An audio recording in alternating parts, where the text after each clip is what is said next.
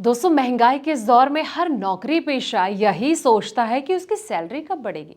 लेकिन केंद्रीय कर्मचारियों का जो ये इंतजार है अब खत्म होने जा रहा है। जी हाँ, 8वें वेतन आयोग के सामने जो नया फॉर्मूला रखा गया है वो सीधे लोअर लेवल के कर्मचारियों की सैलरी में रॉकेट जैसी रफ्तार लाने वाला है। ग्रेड पे और फिटमेंट फैक्टर का वो क्या गणित है जिसने वित्त मंत्रालय से लेकर कर्मचारियों के घर तक हलचल मचा दी है। अगर आप भी जानना चाहते हैं दोस्तों कि इस नए पे मैट्रिक्स के बाद आपके हाथ में कितना कैश आने वाला है, तो चलिए इस रिपोर्ट में जानते हैं हर एक बारीकी को।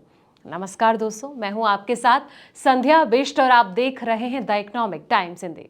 दोस्तों, केंद्र सरकार के लाखों कर्मचारी और पेंशनर्स 8वें वेतन के गठन और उसकी सिफारिशों का इंतजार कर रहे हैं। इस बीच कर्मचारियों के बीच न्यूनतम और अधिकतम बेसिक वेतन के अंतर को लेकर चर्चा तेज होती जा रही है। वेतन आयोग में इस अंतर को कंप्रेशन रेशियो कहा जाता है, जो बताता यह है कि सबसे कम और सबसे ज्यादा बेसिक वेतन पाने वाले कर्मचारियों के वेतन में कितना अंतर नजर आ रहा है। वर्तमान में 7वें वेतन आयोग के तहत न्यूनतम बेसिक वेतन जो है वो 18,000 रुपए और ज्यादातर बेसिक वेतन जो है वो 2.5 लाख रुपए प्रति महीने है। और इस तरह दोनों के बीच अनुपात जो है 1:13.9 का है। कर्मचारी संगठनों का मानना है कि ये जो अंतर है काफी ज्यादा है और इसे कम किया जाना चाहिए। अब दूसरे वेतन आयोग में सबसे ज्यादा अंतर था दोस्तों। जी हाँ, भारत में पहला वेतन आयोग 1947 में लागू किया गया था। हालांकि सबसे ज्यादा वेतन जो है असमानता दूसरे वेतन आयोग यानी कि 1957 के दौरान देखने को मिली थी। उस समय न्यूनतम बेसिक वेतन जो है 80 रुपए और ज्यादातर बेसिक वेतन 3,000 रुपए प्रति महीने था।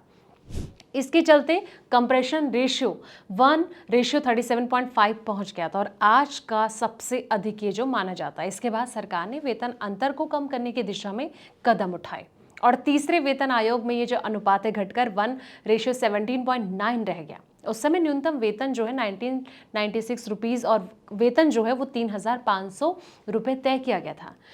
दोस्तों, चौथे और पांचवें वेतन आयोग में असमानता काफी कम हुई है, यानी कि 1986 में लागू चौथे वेतन आयोग में जो न्यूनतम बेसिक वेतन है 750 रुपए और अधिकतम वेतन 8,000 रुपए तय किया गया।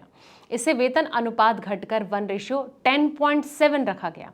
वहीं 96 में पांचवें वेतन आयोग में ये जो अंतर है कम होकर 1:10.2 हो गया। उस समय न्यूनतम वेतन 2,550 रुपए और अधिकतम 26,000 रुपए प्रति माह था। इसे वेतन स्ट्रक्चर के लिहाज से सबसे संतुलित दौरे में से एक माना जाता है दोस्तों। छठे और सातवें वेतन आयोग में फिर अंतर बढ़ा है। छठे वेतन आयोग में न्यूनतम बेसिक वेतन 7,000 रुपए और ज्यादातर वेतन जो है 80,000 रुपए किया गया और इसके साथ वेतन अनुपात बढ़कर 1:11.4 हो गया। इसके बाद सातवें वेतन आयोग में ये जो अंतर है और ज्यादा बढ़ गया। न्यूनतम बेसिक वेतन 18,000 रुपए और ज्यादातर 2.5 लाख रुपए तय होने से कंप्रेशन रेशियो 1:13.9 पर पहुंच गया। अब 8वें वेतन आयोग से कर्मचारियों को क्या क्या उम्मीदें हैं? कर्मचारी संगठन, खास करके federal of national postal organisation ने 8वें वेतन आयोग में न्यूनतम और ज्यादातर वेतन अनुपात जो है 1:8 करने की मांग की है। उनका तर्क यह है कि इससे निचले स्तर के जो कर्मचारी हैं इनको ज्यादा फायदा मिलेगा और वेतन जो है असमानता कम होगी। विशेषज्ञ भी ये मान रहे हैं दोस्तों कि अगर सरकार इस मांग पर विचार करती है तो 8वां वेतन आयोग केवल वेतन बढ़ोतरी तक सीमित नहीं रहेगा, बल्कि कर्मचारियों के बीच आय के अंतर को कम करने की दिशा में भी अहम भूमिका निभा सकता है। ऐसे में आने वाले समय में आयोग की सिफारिशें पर भी सभी की नजरें जो हैं वो टिकी रहेंगी। लेकिन जाते जाते सवाल ये कि क्या सरकार इस ओर ध्यान देगी, क्या इसको लेकर कोई कदम उठाएगी? कमेंट सेक्शन में दोस्तों अपनी राय जरूर दें। फिलहाल इस रिपोर्ट में इतना ही। ऐसे पल पल के अपडेट्स के लिए आप देखते रहें द इकोनॉमिक टाइम्स हिंदी।